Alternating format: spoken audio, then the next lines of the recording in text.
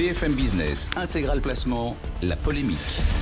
Avec Nicolas Dose. Bonjour Nicolas. Bonjour. La gauche remporte les élections législatives au Portugal. Le Premier ministre sortant António Costa a bénéficié de son bilan économique et l'a donc emporté ce week-end lors des élections. Il est vraiment si bon son bilan ? Regardez, il arrive, il y a 16% de chômage, aujourd'hui c'est 6,2%. Il y a plus de 7% de déficit, aujourd'hui c'est 0,2% de déficit. Le PIB à l'époque est inférieur à 170 milliards d'euros, il dépasse 200 milliards d'euros. Ouais. Tout va bien. Et ce qui est incroyable, c'est que ces très bons chiffres procèdent d'une politique de gauche. Quand il arrive en 2015, il va même faire une alliance qu'on va surnommer au Portugal la Geringonça, ça veut dire le bidule. Une alliance avec des radicaux de gauche, des Verts et des communistes.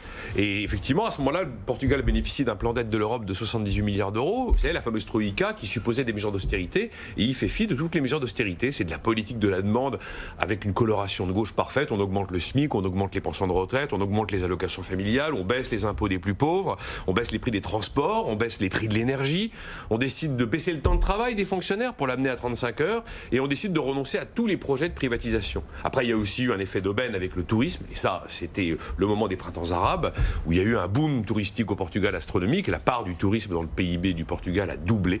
Elle est passée de 4 à 8% et il y a aussi eu un boom des exportations. Elles sont passées de 28 à 44% dans le PIB avec 350 000 créations d'emplois, dont un tiers justement dans le tourisme.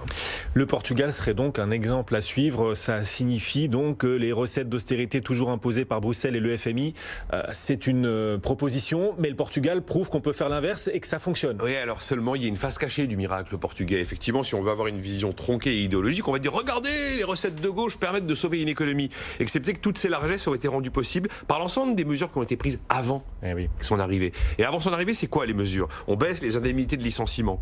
On élargit les critères de licenciement, je peux décider que je vous licencie parce que vous n'êtes pas performant.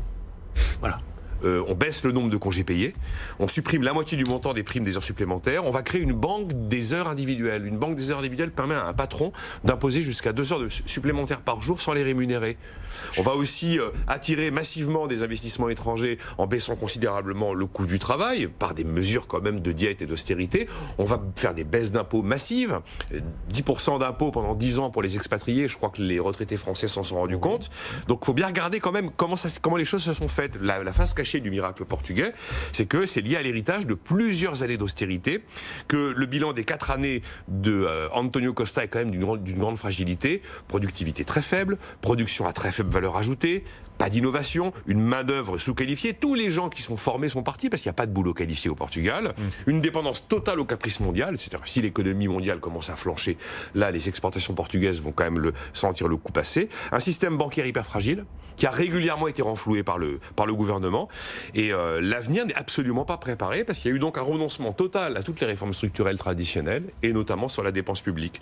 Donc António Costa, il a surfé sur l'héritage de ses prédécesseurs de la même manière que Madame Merkel a surfé sur l'héritage de Gerhard Schröder et dire la gauche a sauvé l'économie portugaise, ça peut être une façon de le présenter si on a envie de défendre une idée. Elle bénéficie du boulot fait par les prédécesseurs. Mais si on est clinique et qu'on est honnête avec l'histoire portugaise, on explique que la politique de la demande a porté ses fruits parce qu'elle a été précédée d'une politique de l'offre drastique et une politique de l'offre où on appuie sur les coûts vers le bas et notamment on fait pression sur les salaires. C'est ça la réalité quand même du miracle portugais. Mais il a été réélu. Ah mais il a été réélu. Ah oui. Il n'a pas de majorité très claire mais il a été réélu.